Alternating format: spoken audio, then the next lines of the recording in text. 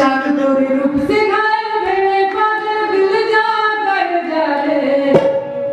आधुनिक नाथुरी गीत है ये। चांद तोरे रूप से घायल भेड़े पागल दिल जा कर जा रे।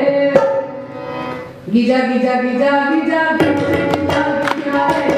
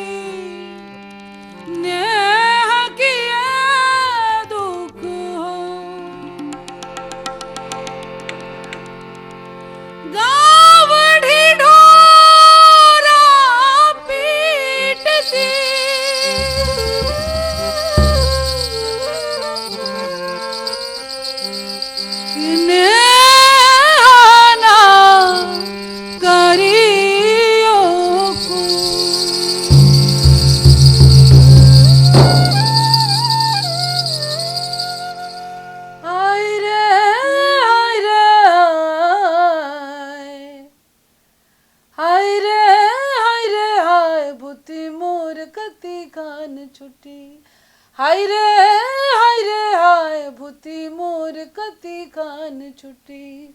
निहुरी निहुरी डंडा टूटी रे भूती मोर कति कान छुटी।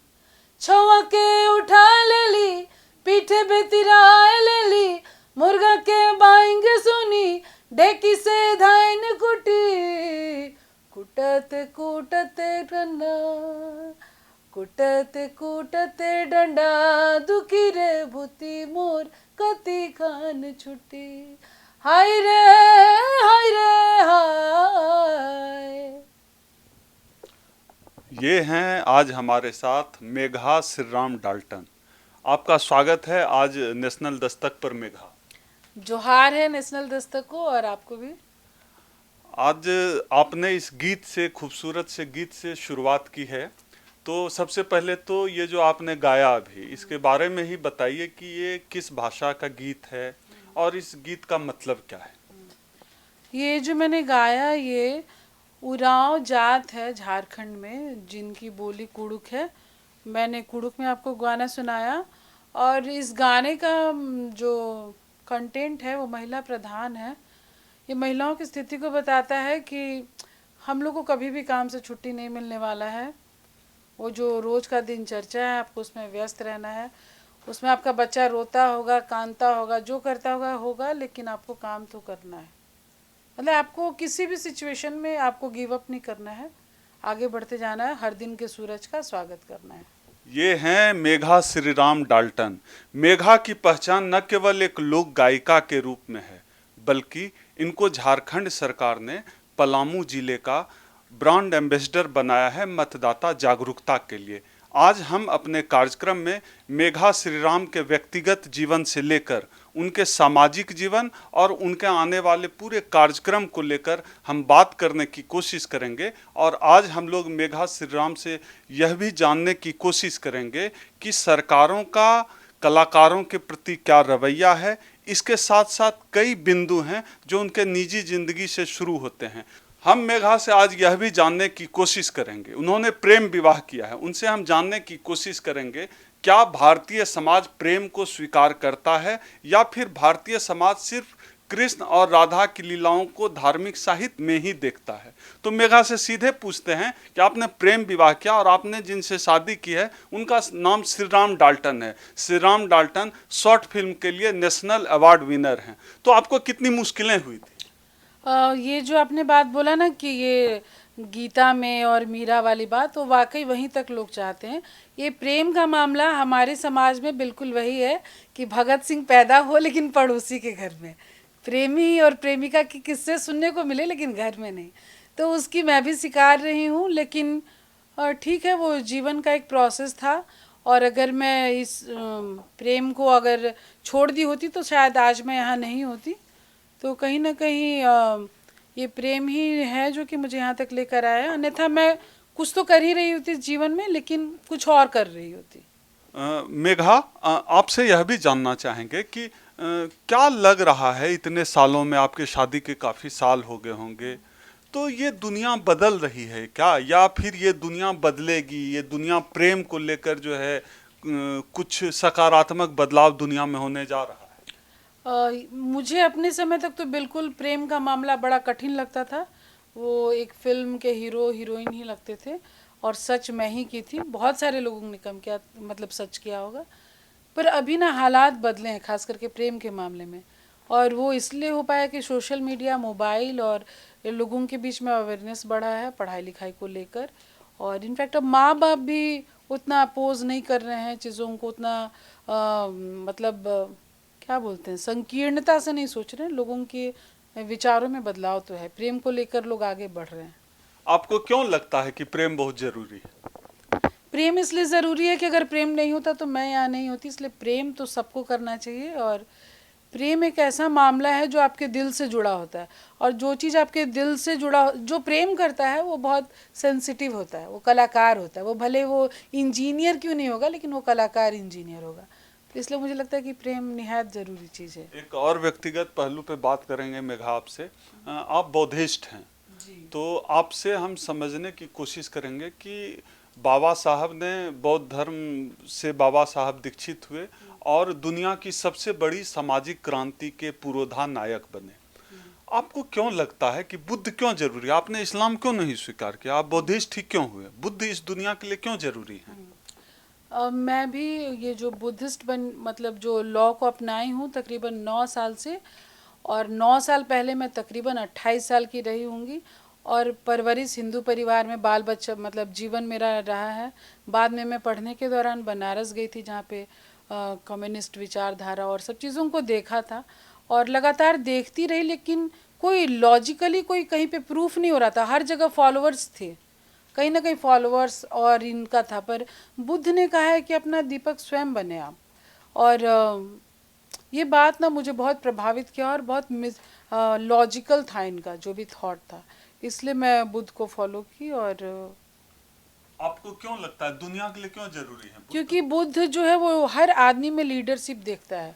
बुद्ध ने कहा है कि सब आदमी अटेंड कर सकता है बुद्धहुड, बोधिसत्व हर आदमी बन सकता है, कोई भी आदमी कैसे भी स्थिति में होगा। और वो जो बुद्ध वाली बात है इसलिए भी क्योंकि धर्म से कहीं ना कहीं जुड़ा है। पर बुद्ध ने कहा था कि धर्म, अच्छा आदमी, भगवान एक सोच है, एक आइडिया है जब आप किसी का बेहतर करते हैं। तो इसीलिए मैं अपने 28 साल के जीवन में इन तमाम धर्मों को सम्मान करते हुए उनको वहीं छोड़ के बुद्ध के साथ आगे आना पसंद किया। तो अभी जो दुनिया है, इस दुनिया में जितने भी नरसंहार हुए हैं, बड़े बड़े नरसंहार पूरी दुनिया में, वो धर्म की वजह से हुए हैं।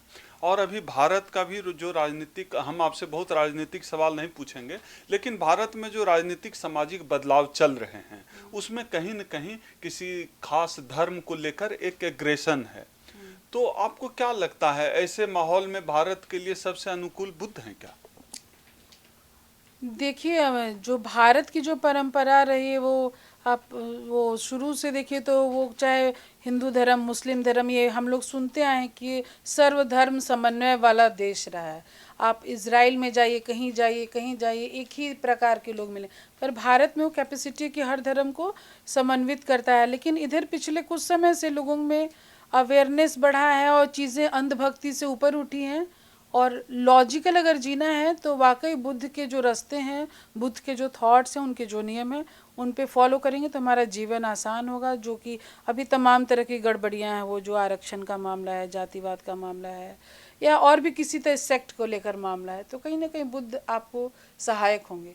तो मैं आज के युवा पीढ़ी को कहती हूँ कि आप ज़रूर एक बार बुद्ध को जाके देखिए, समझें, और शायद हल होगा इसी के अंदर। मेघा, आप गायिका हैं और आप लोक गायिका हैं, तो ये आपके दिमाग में बात कैसे आई कि आप झारखंड से आती हैं कि गीत को बचाने के लिए, या फिर लोकगीत ही क्यों गाए जाने चाहिए? जी, मैंने उम्र के 13वें वर्ष से संगीत की शिक्षा लेनी शुरू की थी, वो भी अपनी माता जी के चलते, क्योंकि उनको गीत सीखना था और वो सीख नहीं पाई थी। तो उनका मुझे करना पड़ा, उनका सपना मुझे सच करना था। और मैं इंडियन क्लासिकल सीखी और बिल्कुल इंटरेस्ट नहीं था मुझे उसमें, क्योंकि वो बड़ा वो एक इतना ही शब्द है, 5 ही स्वर में आपको खेलना है। और इसी दौरान मुझे बीएचयू में भी एडमिशन मिल गया था। मैंने प्रॉपर इंडियन क्लासिकल पढ़ा, लेकिन एक समय के बाद मुझे पता नहीं वो कभी अपना लगता ही नहीं था वो। और मैं 2011 में एमटीवी कोक स्टूडियो में गाने के लिए मुझे मौका मिला था।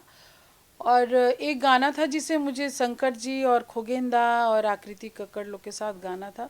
तो मैं गा नहीं पा रही थी, कुछ तो लग रहा था मुझे, क्योंकि मैं बहुत माइक्रोस्कोपिक सिंगर नहीं हूँ, बहुत कैमरे से और माइक से बहुत इजी सिंगर नहीं रही हूँ। तो उस दौरान मैंने अपना जो स्कूल में एक ट्राइबल संगीत सीखी थी, जिसे मैंने अभी गा के सुनाया, तो वही गाना गाई और गाते के साथ वो सब ने मुझे गले लगा लिया। तो मुझे लगा कि अच्छा यही मतलब मेरी खोज भी थी कि मैं गाऊंगी क्या। और वो अंत में मुझे पता चला कि अच्छा मुझे झारखंडी ट्राइब्स गाना था। तब से लेकर आज तक मुझे जो भी मंच मिलता है मैं अपने झारखंड के लोकगीतों को ही गाती हूँ, और मुझसे जो बेहतर होगा मैं इसके लिए करूँगी। और मेरे लिए गाने का मतलब है कि मैं गीत गाऊंगी, गाना गाऊंगी सामाजिक बदलाव के लिए। आपको क्यों लगता है कि गीतों को बचाया जाना चाहिए? क्या गीत गाने दुनिया को खूबसूरत बना सकते हैं? देखिए गीतों को खास करके जो अब मैं जिस पे काम करूँ उसे बचाने की इसलिए भी ज़रूरत है, क्योंकि हर जगह का लोक संगीत कहीं ना कहीं सुनाई देता है। पर झारखंड के गीत संगीत बहुत गरीब गीत संगीत हैं, क्योंकि एक तो इनमें बहुत लिखे पढ़े लोग नहीं होने की वजह से एक आध दो लाइनें मिलती थी सुनने के लिए। और अगर मैं झारखंड में पैदा हुई हूँ तो ये मेरी जिम्मेदारी है, जो मुझे किसी ने दी नहीं है, लेकिन अभी मुझे लगता है कि मेरी ये जिम्मेदारी है कि मैं इसको बचाऊं। इसके लिए मैं जो बेहतर काम कर सकती हूँ वो सब काम करूँ। और जीवन में गीत संगीत बहुत ज़रूरी है, क्योंकि आप गाना सुनते तो एक बेहतरीन हार्मोन निकलता है जो आपको स्ट्रेस लेस करता है। तो यही कहना चाहूँगी। आप किस भाषा का जो गीत है वो गा रही हैं, बचा रही हैं, उसके संरक्षण के लिए काम कर रही हैं? मैं कुड़ुक उरांव जाति के कुड़ुक पर काम कर रही हूँ, कुड़ुक लैंग्वेज पर। उनके ही गीतों पे काम कर रही हूँ तकरीबन 2 सालों से। और ये इनकी जो लिपि है वो तोलंग लिपि है और बहुत कठिन है। और इनकी खासियत ये है, हमारे इनफैक्ट पूरे आदिवासी समाज में जो खासियत है कि हर लोगों को नाचना और गाना पता है। इनफैक्ट उनकी तरफ एक लाइन भी कहते हैं कि जो नाची से बाची, जे नाची से बाची।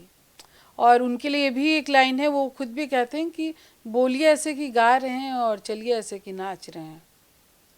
तो और ये जो आदिवासियों का जो जीवन शैली है, उनका जीवन उत्सव की तरह चलता है। लेकिन आदिवासियों का जीवन, आप झारखंड की हैं, आदिवासियों का जीवन बहुत बढ़िया नहीं है। हम लगातार खबरों में देखते रहते हैं। हम लोग शहर वाले लोग, हम लोग खबरों से ही, अखबार में पढ़ के, टीवी में देख के ही आदिवासियों की एक छवि बनाते हैं। लेकिन आप जो छवि बता रही हैं कि उनका जीवन एक उत्सव की तरह है, तो आम हम शहरियों के जीवन से आदिवासियों का जीवन अलग कैसे है? और आपने जो पहले पूछा था उसकी जवाब नहीं दे पाई हूँ। उसका ये था कि मैं आदिवासियों के साथ एक प्रॉपर एक गांव है जिसके साथ मैं काम कर रही हूँ, जयनगरा गांव है, जिनको जाती हूँ और ट्रेंड करती हूँ और उनसे गाने सीखती हूँ। और जो उनके जो गलतियाँ उनको सुधार के, मतलब गायकी की जो गलतियाँ हैं उनको ठीक करके अपने साथ तैयार कर रही हूँ। साथ में उनके साथ एक ऑडियो विजुअल भी तैयार कर रही हूँ, एक सिनेमा भी काम किया उनके साथ। ये तो उनको बचाने के काम में है। और ये जो आपने बोला वो एक्चुअली वो सेटिस्फैक्शन लेवल पे जी रहे हैं, उनको कोई रिक्वायरमेंट नहीं, उनको किसी चीज़ की चाह नहीं, वो बहुत वोकल नहीं है हमारी तरह। जैसे हम लोग बहुत वोकल हैं, पर वो एकदम नॉन वोकल हैं। और वो डेस्परेट नहीं है किसी चीज़ के लिए। और जो जीवन व्यवस्था है वो अपने आसपास की चीज़ों में ही सब चीज़ खोज लेते हैं। और ये भी कहना चाहूँगी कि आप जो है लगातार झारखंड में काम कर रही हैं, लोकगीत को बचाने के लिए काम कर रही हैं, तो सरकारों का सहयोग से पहले हम आपको, चूंकि सरकार ने ब्रांड एम्बेसडर किसी और चीज़ का बना दिया है, लेकिन लोकगीतों के संरक्षण को लेकर झारखंड सरकार या केंद्र सरकार ने आपसे कोई संपर्क किया है? जी, मैं इस मामले में खुशनसीब हूँ कि मुझे झारखंड सरकार ने बहुत मदद की है इसके लिए। मदद की है इसलिए कि ये कहना चाहूँ कि मैंने एक प्रपोज़ल पूरा तैयार करके दिया है कि मैं झारखंड के कम से कम 6 लैंग्वेजों पे, जिसमें कुडुख है, मुंडारी है, संथाली है, हो है, खोरठा है और पंच परगनिया है, जिस पे मैं काम करना चाहती थी। उनको प्रॉपर प्रपोज़ल दिया है जिसके लिए ऑलमोस्ट स्वीकृति है। तो अगर ये काम कर पाऊंगी तो एक बड़ा काम होगा जिसमें 60 गीतों का संकलन है।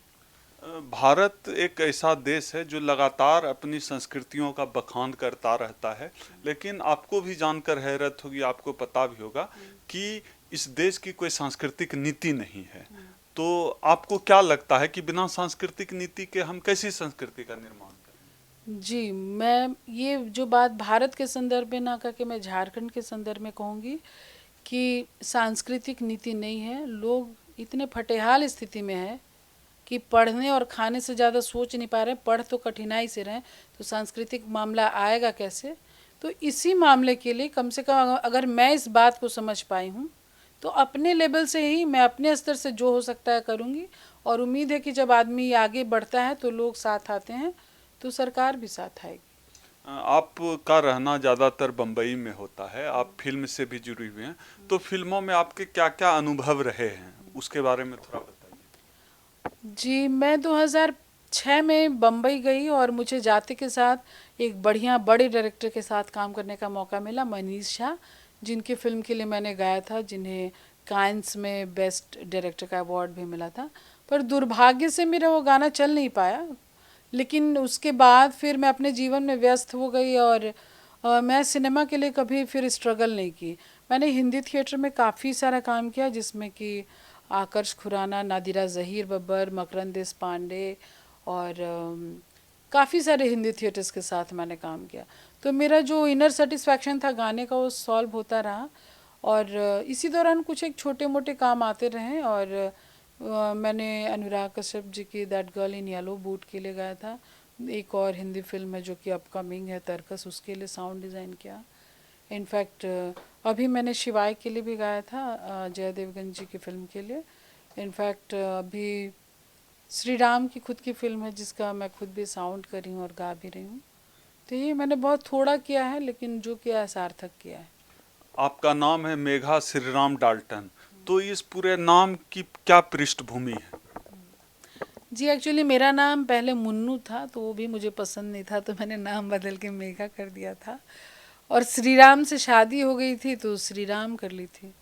और हर बार बताना पड़ता था कि वो रांची के पास एक छोटा सा जगह है डाल्टनगंज, तो उससे बेहतर है कि डाल्टन ही हो जाए। और श्री राम ने एक्चुअली डाल्टन की शुरुआत की थी, मैं भी नहीं कह पाऊँगी, क्योंकि राम को हमेशा राम लाल और कुछ कुछ उसके बॉस नाम देते रहते, तो उसने डाल्टन कर दिया, तो मैं भी फिर डाल्टन हो गई। और डाल्टनगंज इसलिए भी रखी क्योंकि अपने शहर को ग्रैटिट्यूड देने का इससे अच्छा कोई तरीका ही नहीं हो सकता था, तो अपने ज़मीन को ग्रैटिट्यूड दिया डाल्टन बोल के। आपके इस करियर में आप जो लगातार काम कर रहे हैं, आपके आपके साथी, आपके दोस्त, आपके पति श्रीराम डाल्टन, उनकी कितनी भूमिका है? वही जो कि दो चक्कों की भूमिका होती है ना, वो कौन, बैलगाड़ी का जो हर बार एग्जाम्पल देते हैं लोग, तो वाकई इस बात को चरितार्थ करते हैं राम। और यही कह पाऊँगी कि वो एक बेहतर जीवन साथी है। और सभी लड़कियों को मैं चाहूँगी कि श्री राम की तरह का आदमी मिले, जो आपको केवल वो, लोग कहते हैं ना कि आप बहुत मॉडर्न और एडवांस और बहुत सारी चीज़ों की आज़ादी मिलती है, लेकिन सही मायने में श्री राम के साथ जीवन को जीकर मैंने जो क्या बोलते हैं, स्वतंत्र जीवन जीना सीखा मैंने। एक वो राम को ही जाता है क्रेडिट, नहीं तो कठिन था जीवन। आप लगातार काम कर रही हैं, आपने आपकी आने वाली जो योजनाएं हैं फिल्म को लेकर, वो किस तरह के, कोई ऐसी बड़ी फिल्म जिसकी चर्चा लगातार हम लोग कहीं कहीं से सुन रहे हैं, आप खुद ही बताइए। फ़िलहाल तो अभी श्री राम की फिल्म है स्प्रिंग थंडर, जिसके लिए साउंड कर रहे हैं। और ये सिनेमा अपने आप में बहुत ख़ास सिनेमा है। तकरीबन 2 लाख लोगों ने काम किया है और ये कहानी भी ग्लोबल है। झारखंड बेस्ड है पर ग्लोबल कहानी है और पूरे झारखंड ने हमारा साथ दिया इस सिनेमा के लिए। तकरीबन 2 साल हमने शूट किया है और सिनेमा बहुत कमाल बनी है। उम्मीद है कि आप लोग इस वर्ष तक देख पाएंगे और यही कहना चाहूँगा। फिल्म को लेकर तो अभी चूंकि आई नहीं है तो हम ज़्यादा पूछेंगे भी नहीं सवाल आपसे, वो जब फिल्म आएगी तो हम लोग देखेंगे। और हमारे दर्शकों से अपील भी है कि जो फिल्म आ रही है मेघा श्रीराम डाल्टन और श्रीराम डाल्टन की, उसको आप लोग भी देखिएगा। लेकिन हम आपसे यह जानना चाहेंगे कि आप लोग फिल्म इंडस्ट्री से जुड़े हुए हैं, तो सरकार का जो रवैया है, सरकार फिल्मों को लेकर, झारखंड सरकार जहां आप काम कर रही हैं, झारखंड सरकार आपको कितना सहयोग कर रही है? क्या वहां कोई योजना है क्या कि फिल्मों का विकास कैसे? जी 2014 में श्री राम को नेशनल अवार्ड मिला था, 61वां नेशनल अवार्ड। तो उस दौरान से वो श्री राम को बाहर जाना था क्योंकि 1-2 बाहर से भी नॉमिनेशन थे और राम लगातार सिनेमा के फंड को लेकर सरकार के हर एक डिपार्टमेंट में जा रहा था, लेकिन ऐसा कोई सिनेमा नाम का कोई डिपार्टमेंट या उद्योग नहीं था। तो ये बात हमेशा मूव करी थी कि ये एक उद्योग के नाम पे कुछ खुले ताकि लोगों को इसके कुछ बेनिफिट्स मिले। पर 2014 में ही शायद सिनेमा नीति का गठन हुआ झारखंड में और आज लोगों को उससे फ़ायदे भी हो रहे हैं, लोगों का सिनेमा के प्रति रुझान बढ़ा है। हाँ, ये अभी ज़रूर कहूँगी कि उससे अभी हमें कोई बेसिकली फ़ायदा नहीं मिला है, लेकिन झारखंड में लोगों को एक राह दिख रहा है सिनेमा के प्रति और एक प्रॉपर रोजगार भी है। तो झारखंड सरकार ने इसके लिए एक बेहतर कदम तो चलाया है, लेकिन देखते हैं क्या होता है। अभी पिछले दिनों संजय लीला भंसाली पर हमला हुआ था, उनके साथ बदतमीजी की गई थी। तो इतिहास के तथ्यों को लेकर लगातार छेड़छाड़ के आरोप लगना कुछ नया नहीं है। तो आपसे यह जानना चाहेंगे कि आप ऐतिहासिक फिल्में जितनी बन रही हैं उनको आप कैसे देखती हैं? क्या इतिहास के तथ्यों के साथ छेड़छाड़ करना ठीक है? देखिए, मैं यही कहूँगी कि आज के जो बच्चे हैं, इनफैक्ट हम लोग जो हमेशा सुनते आते हैं कि सिनेमा समाज का आईना है, तो सिनेमा कहीं ना कहीं आपके जीवन में बहुत असर करता है। अभी के बच्चे, मुझे नहीं लगता है कि वो इतिहास की किताब लेकर बैठेंगे और पढ़ेंगे, वो सिनेमा ही देख लेते और उसी को सच मानते हैं। तो अगर हम सिनेमा, अगर हमारा माध्यम है, तो हम कुछ ऐसी चीज़ें ना परोसे जो आपको बाद में कन्फ्यूज़न हो, जो आने वाली पीढ़ी को गुमराह करे। तो अगर आप फिक्सन बनाते हैं तो आप कह दीजिए कि फिक्सन है, लेकिन अगर आप उसको फलाना कंटेंट से जोड़ते हैं और वो अगर वो कंटेंट नहीं है तो कहीं ना कहीं लोगों को आप दिग्भ्रमित कर रहे हैं। तो अगर आप इस तरीके का काम करेंगे तो कुछ एक लोग हैं जो इसको लेकर सचेत है, वो कहीं ना कहीं नुकसान पहुंचाएंगे। तो हम सिनेमा जैसे माध्यम को, जिस पे हम करोड़ों अरबों रुपए खर्च करते हैं, तो उससे हम सार्थक चीज़ समाज को दें, ना कि एक भटकाव और गुमराह पैदा करें। पिछले कुछ समय से देखा जा रहा है कि लगातार फिल्म करने वालों पर अटैक हो रहे हैं। तो गिरीश कर्नाड को बंबई में नाटक नहीं करने दिया जा रहा, कई लेखकों की हत्याएं की गई हैं, MM कलबुर्गी की हत्या की गई, गोविंद पंसारे की हत्या की गई। तो लगातार ऐसे माहौल में तो इस कैसे देखती हैं, ये कैसी दुनिया बन रही है? भारत अगर कहता है खुद को कि हम विश्वगुरु बनेंगे या फिर ऐसा कुछ है, तो ये कैसी दुनिया है? इसको आप कैसे देखती हैं? मैं ये भी कहूँगी कि इनफैक्ट भंसाली जी के साथ भी मारपीट वाली बात अच्छी बात नहीं है, हम उसका विरोध करते हैं, ये बहुत ही गलत है। पर और अभी जो ये आपने ये कालबुर्गी जी पे सवाल किया, तो ये वाकई ये बहुत ही बुरी स्थिति है कि जब कला का दोहन और शोषण और आप उसकी हत्या करने लगे, तो ये समाज कहीं ना कहीं बिल्कुल गर्त में जाने वाली स्थिति है। तो हम सब लोगों को इसके लिए सचेत होना पड़ेगा कि ये स्थिति न बने, और हम तब तक इंतज़ार ना करें कि जब तक मेघा पे कुछ आक्रमण नहीं हुआ। हम सभी कलाकारों की नैतिक जिम्मेदारी बनती है कि जैसे हम FB अपडेट देते हैं कि आज हम फलाना जगह जा रहे हैं, मुझे ब्लेस्ड करिए, इन सब के अलावा भी दुनिया है, इन सब के अलावा भी चीज़ें जो बहुत आसपास में हो रहा है, भले आपके घर नहीं हो रहा है, अगर कहीं कुछ हो रहा है तो विरोध ज़रूर करें। कुछ लोग कहते हैं आप फिल्म वाले हैं, कलाकार हैं, आप जो है फिल्म बनाइए, लेखक हैं तो आप लिखिए, लेकिन समाज में क्या हो रहा है उससे आंखें मूंदे रहिए। इस प्रवृत्ति को आप कैसे क्या कलाकार को सिर्फ उसी प्रवृत्ति में काम करना चाहिए? जी, अभी जैसे 2000 का मामला था तो मेरे लिए क्या अलग ATM था कलाकार के लिए? सेम एटीएम था ना। मैं कलाकार हूँ तो मेरा पेट भात नहीं है, दाल भात नहीं बनाऊंगी क्या मैं? मतलब कलाकार है या डायरेक्टर है या म्यूजिक डायरेक्टर है या आप जिस भी कला के श्रेणी में आते हैं तो क्या अपनी खाइएगा? आपके बच्चे का स्कूल नहीं होगा तो आप ये कह के मुकर रहे होते हैं, लेकिन जिस दिन आपकी बारी आएगी उस दिन कोई नहीं होगा। इसलिए समझने की ज़रूरत है कि भले वो आपको उत्तर प्रदेश में या आसाम में कहीं पे भी हमला हुआ हो या कहीं पे भी इस तरह की घटना हो, और आप भले झारखंड के या कहीं पे किसी भी कोने में हो, दुनिया के किसी भी कोने में हो, तो आपको अपनी आवाज़ उठानी चाहिए।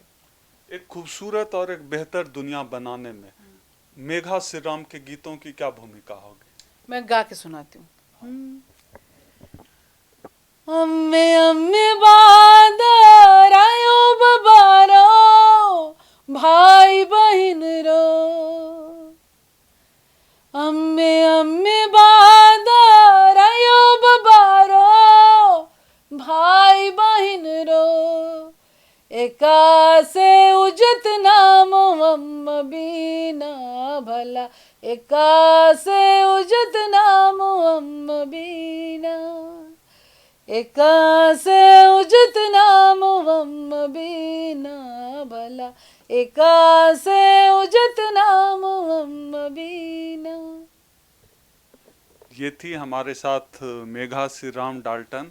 मेघा श्री राम डाल्टन को आपने खुद सुना, अब इनके बारे में अलग से कहने की जरूरत नहीं है। कैमरामैन गौतम के साथ ओम सुधा, नेशनल दस्तक, दिल्ली।